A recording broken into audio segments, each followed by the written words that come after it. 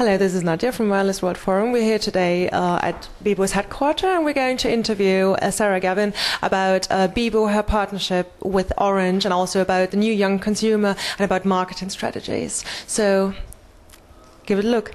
Hello, this is Nadia from Wireless World Forum. I'm here with Sarah Gavin from Bebo. Hello, how are you today, Sarah? I'm very well, thank you. How do you think social networks like Bebo can best be used by marketers or advertisers or brands? I think it's sort of slightly shifting, and there's been it's sort of an educational process in terms of social networks. So, you know, a lot of the things still remain the same. So you can advertise using banners and buttons and skyscrapers and all the sort of traditional online formats. But social networks have brought with them a community, a network, and it's shifted. So now it's more about having a dialogue with your audience. So for a social network, for a marketing person who's trying to get their brand messages across, it's about communicating with the community in a way that makes sense to them and that they can interact with, engage with, and, you know, align themselves with particular brands that they like and enjoy. So it has shifted. It's slightly different than it was. And we're talking about shifts. Do you also think that there's a shift in the behavior of young consumers? I think the sort of young consumers we're dealing with today, the sort of the digital generation that have grown up with, you know, gaming platforms, they've grown up with mobile phones, they've grown up with computers, it's all extremely natural to them.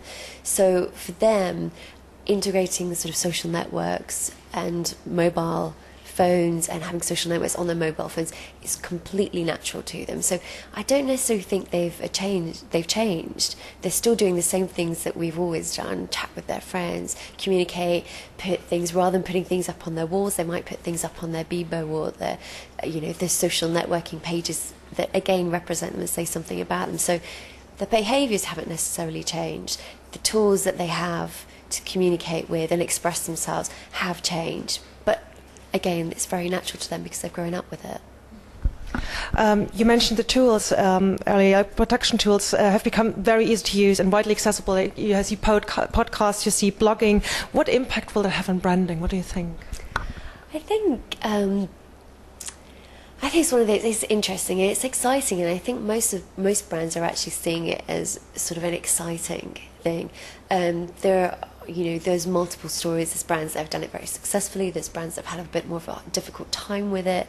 But I think in terms of sort of blogging and the ability, I don't think it's going to impact on them in a negative way. I think it just gives them an opportunity to actually get feedback from their audiences. They've suddenly got this wealth of information that, you know, they would have had to in the past, you know, develop forums and groups and, you know, in sort of maybe not natural situations. They've suddenly got this natural community that's there feeding back to them, sharing their opinions, telling their friends about things, and they can see that. So yes, you're not always going to like what you hear, but you have an opportunity then to actually engage and, you know, take on board that feedback. So yeah, I think it's a positive thing, but I think it's something that we're getting more familiar with, and we're using more and more. Bebo partnered recently with Orange. Why did Bebo decide to move onto the mobile platform? I think it's really in terms of there's so much happening. I mean, Bebo itself has nearly 9 million users in the UK.